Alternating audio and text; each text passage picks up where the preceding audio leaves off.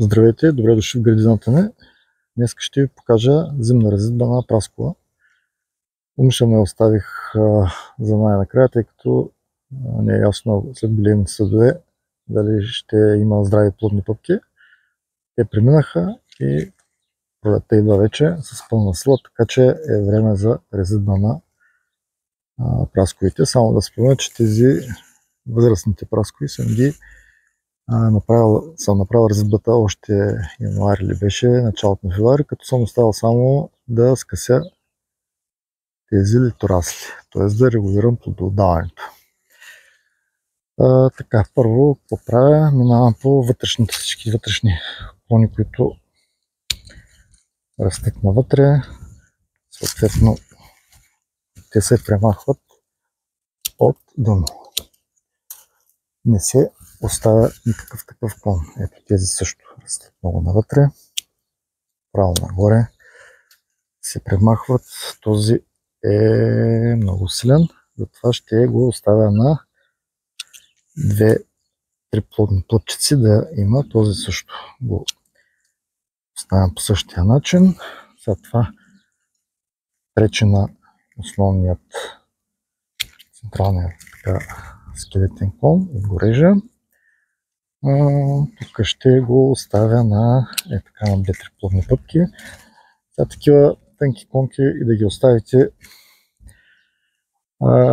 Плода, който ще бъде развит там, не знам как на такава плодна пъпка, такова клонче ще износи големи праскови, но за всеки случай ще ги изрежа на една или две, да кажем, колкото да не е без хич. Сега това мисля да го махна на цяло, то е вече с... И пропусна да кажа, че прасковата започва третата си година. Така, това тук вътрешното го махаме, това вътрешното го махаме, това го махаме на цяло. Ами тези са достатъчно тънки, така че не повече от 2-3 плодни пъпки. Този ще го махна на цяло, също и този. Не се притеснявайте да режете прасковата сериозно, тези са прекалено тънки. Казахме, тук ще отрежа на тези плодни пъпки, това расте навътре, но ще го оставя на една плодна пъпка. По същия начин трябва да е по-високо. Така, това тънкото го махам.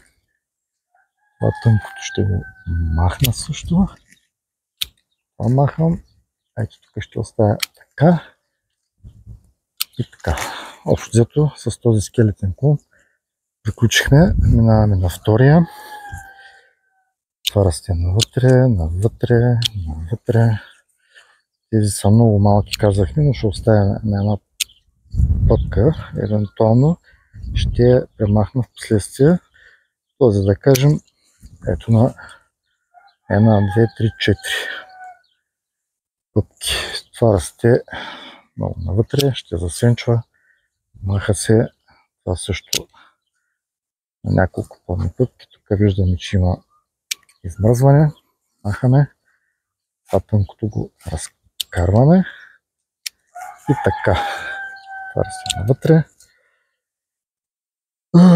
Това е тънко, но ще го оставим една пъпчица. Сега тук трябва да реша какво да правя.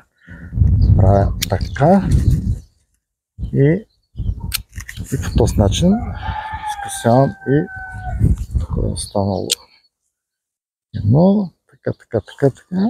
Става и този расте навътре. Той ще го махна така и тук ще оставя на някаква пъпчица да има развитие. Минаваме на третия. Този расте строго нагоре. Не ни трябва. Тези тънките ги махаме. Също не ни трябват. Тук, понеже има много слабо развитие, го разкарвам целия клон. Така, тук се разклонява на две. Трябва да избира едното за централен водач. Да кажем, ще избират тази клонка. Тази я махаме, расте нагоре. Тук я разкарваме. Така, тук сега трябва да избера една от тези, или тази. Избирам долната, тъй като по този начин скъсявам и височината на дървото. Така, това е вътрешно, ще засенчва. Тези са прекалено тънки, просто няма смисъл да стоят. Ще оставя една тук да тръгне насам. И този една, две, три, да кажем, на 4-5 пътки. Това вътрешното го махаме. Това го... така. Така има една листна пъпка.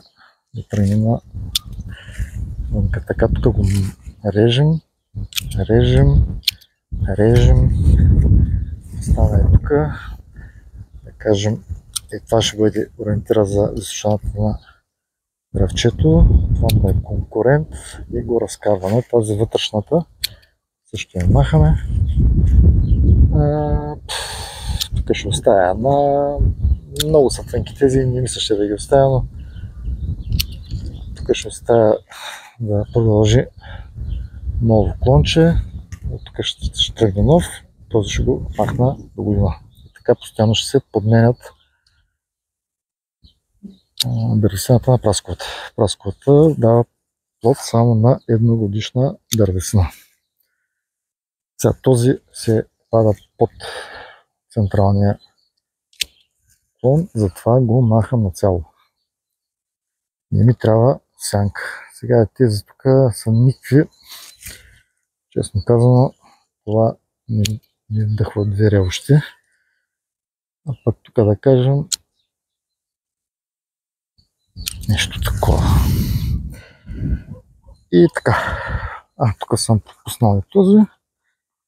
Значи, ето, много лесно, но съкръщавам ръста. Тези тънките още няма какво да ги жалите, никаква полза няма от тях. И така, нещо от сорта се получи.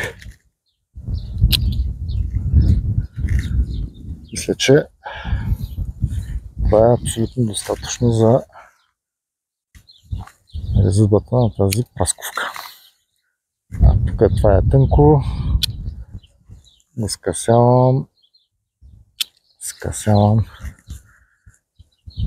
И така. 3 скелетни клона според мен са абсолютно достатъчни. Възможно и 4 за дърветата, които не растат толкова бързо. Има по-малък пръст. Това е от мен. Надявам се ви бил полезен. Моля, харесвайте това видео, абонирайте се за канала ми и останете със здрави. До нови срещи, приятели!